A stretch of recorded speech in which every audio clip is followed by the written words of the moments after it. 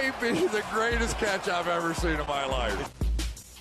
All right, guys, thank y'all so much for going out there and just absolutely destroying that video from last night. I mean, so many of y'all have your notifications on. So many of y'all are going in, liking the video, and leaving comments right away. That, guys, it truly means so much for this channel when y'all go out there and do that. It drastically boosts our YouTube videos in the YouTube algorithm. And I continue to go out there and upload 4 videos a day for y'all. So I know not all of them are going to pop up as notifications on your phone. Just because we are uploading so much, I've been told that the YouTube just notification center will not go out there and send you that many throughout the entire day. But anyway, guys, I truly appreciate everyone going out there and just really being a part of the notification gang. It's absolutely massive. And I will let y'all know we are going to be live streaming Monday, Tuesday, Wednesday, Thursday, Friday, and Saturday night. If there is a game on that night, we are going to go live as soon as the game is over. And if there's no game on, we are going to go live at 8:30 p.m. Central.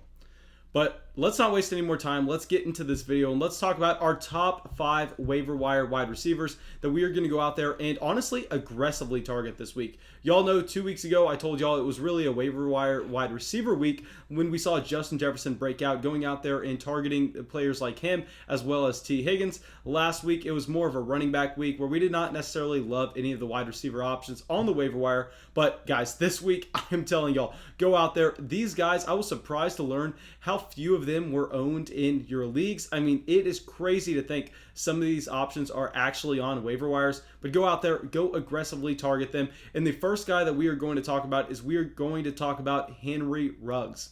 Now, I know I went out there and I did not tell anyone to start Henry Ruggs this past week. I actually thought that Henry Ruggs was going to come in and do exactly what he did. He drastically improved this Las Vegas Raiders offense, and I think that's something we are going to continue to expect going forward. But this is a wide receiver that does have a bye week coming up in week 6, so I think it's going to be extremely useful for him to get this extra bye week, go out there and make sure that his knee is 100% healthy, and with that knee being 100% good to go going into week 7, I think that Henry Ruggs can project to be a confident wide receiver 3 for us in our fantasy football leagues. And I know that's not something that's extremely exciting by any means, but just go through and go look at the questions I am being asked in our YouTube live streams. I mean, people are having to get down to disgusting options for their flex spots based on the fact that we are in the middle of the bye week season. We are in the middle of the COVID pandemic. We are in the middle of just a season with increased injury rates.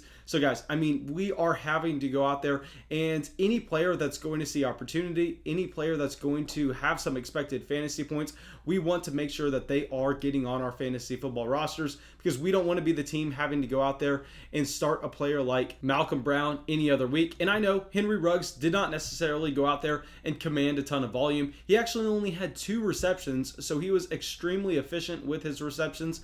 And I never expect Henry Ruggs to be a target hog at the NFL level. I don't think he's a guy that's going to be able to see 8 to 9 targets a game based on him going out there and playing a role in the offense where he is more so stretching the field rather than playing in the slot, just getting easy balls to catch. But clearly, guys, I mean, just go look at his highlight catches. This guy has the talent, he has the speed, and I think he was playing a little bit limited this week. We are going to continue to expect him to progress as a rookie due to the fact that he's 21 years old. I mean, this wide receiver is currently younger than I am, and that is just something crazy to think about. I think we only expect him to continue to go out there and improve not only this Las Vegas Raiders offense, but on top of that, his own fantasy football production. Okay, now our next player is going to be Laviska Shanault, who is available in 34% of, I'm sorry, I may have been saying that backwards. He's available in 66% of your leagues. He's only rostered in 34% of your leagues. And this is another wide receiver. I mean, with DJ Chark going down with his second injury this season, now we are right back into consideration of going out there and expecting Laviska Shanault to be a starter for us. I mean, going into this week, I was like, guys, why the hell do y'all want to start Laviska Shanault? We understand that DJ Chark is going to be the alpha there, but no DJ Chark, it means great things for a wide receiver who has looked so good so far in his rookie year. I mean, this is a guy that only spent 3 years at Colorado. Colorado. He's highly athletic. He has the size. I mean, we've actually seen him get carries in this Jacksonville Jaguars offense. So everything about Laviska Shanault at the moment screams an emerging player. And I know some people want to come out here and say, oh, Keelan Cole. Guys, are you kidding me? Keelan Cole, just a wide receiver that has not showed us anything through 3 years at the NFL level besides a few spike touchdown games here or there. No, Laviska Shanault is a prototypical alpha wide receiver, elite level athleticism. He did not necessarily get to put that on display in the combine because he actually got injured running his 40. So if you look up his combine measurements, they're not nearly what they were supposed to be. He was running injured, similar to what we saw with Ronald Jones way back in 2018. So guys, throw that out the window. If you look at next gen stats from back at Colorado, this wide receiver was extremely fast. He looked like he was going to be a guy that had similar type speed to a Jalen Reagor at the NFL Combine. And if we understand that he's already coming out here putting up like 8 receptions in a game in his rookie season, and he has that kind of athleticism, I mean, the sky's the limit for Laviska Shanault. Okay, now our next player, Christian Kirk, only rostered in 34% of leagues, so he's available in 66% of leagues. I mean, a guy that, yes, we knew he was an intriguing play against this New York Jets offense. We actually had him in our must-start wide receiver video, but what I'm actually very excited about with Christian Kirk is not necessarily the stat line that he put up this game. It's that he was used in completely different to what we saw in the first 2 weeks in this week against the New York Jets. So we knew coming out of Texas A&M, Christian Kirk looked like he was going to be just a very solid slot wide receiver, someone that was kind of similar to Tyler Boyd. But instead, at the very beginning of the season, Cliff Kingsbury kind of used Christian Kirk as primarily the field stretcher for this offense, a role that we thought that he was entirely not fit for, and we were not excited to go out there and expect him to get a ton of targets, just because if you're going to be a Michael Gallup, if you're going to be a Christian Kirk, you don't want them stretching the field. You want them going and running routes underneath. And now Kirk going out there, getting a good amount of receptions, not even cracking 100 yards. I know that's going to concern some people, but what it's going to tell me is we're not necessarily seeing Christian Kirk just go deep every play. He's being used more around all over the football field, which is something that's going to be very good for his fantasy football value going forward. Very optimistic on Christian Kirk based on what we saw in week 5. Okay, now let's talk about who everyone wants to talk about, and this is Chase Claypool. Now, I mean, Chase Claypool, yes, he did this without Deontay Johnson in the offense for about a half of the football game, but still, I mean, Chase Claypool went out there and he was extremely impressive at the beginning of the game while Deontay Johnson was still in there. And I just want to say I'm sorry. I remember, y'all know we go out there and live stream for 4 hours every single night.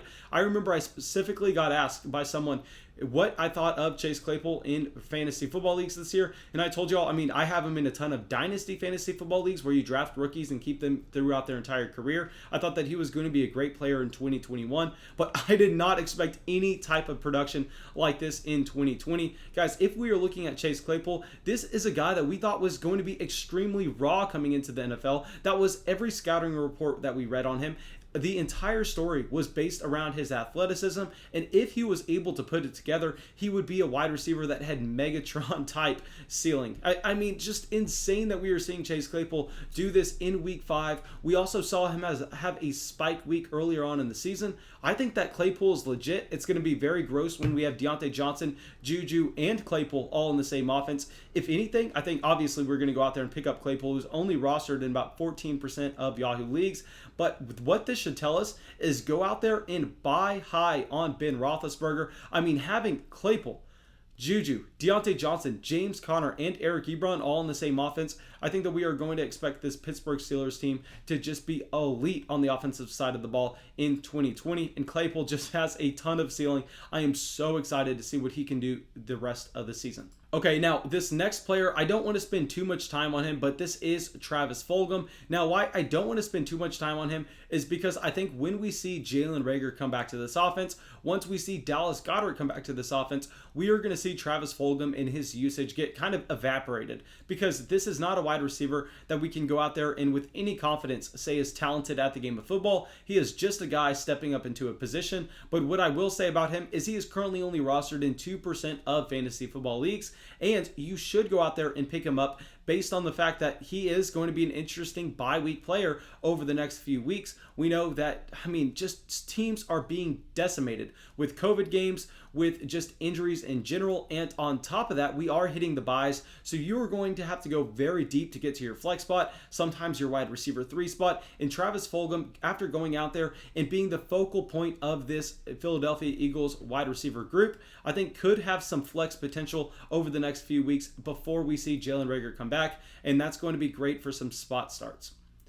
But thank you guys. I really hope y'all enjoyed the video. I really hope y'all got something from it. As always, if y'all did, what are y'all waiting for? Go down, drop a like on the video, go subscribe to the channel, and I will see y'all in the live stream tonight. And keep in mind, this is coming out on a Monday, so this will be after the Monday night game ends. We'll be going live that second. So please, I'm looking forward to seeing y'all there, answering all your questions, and that's all I got for y'all. Have a great day.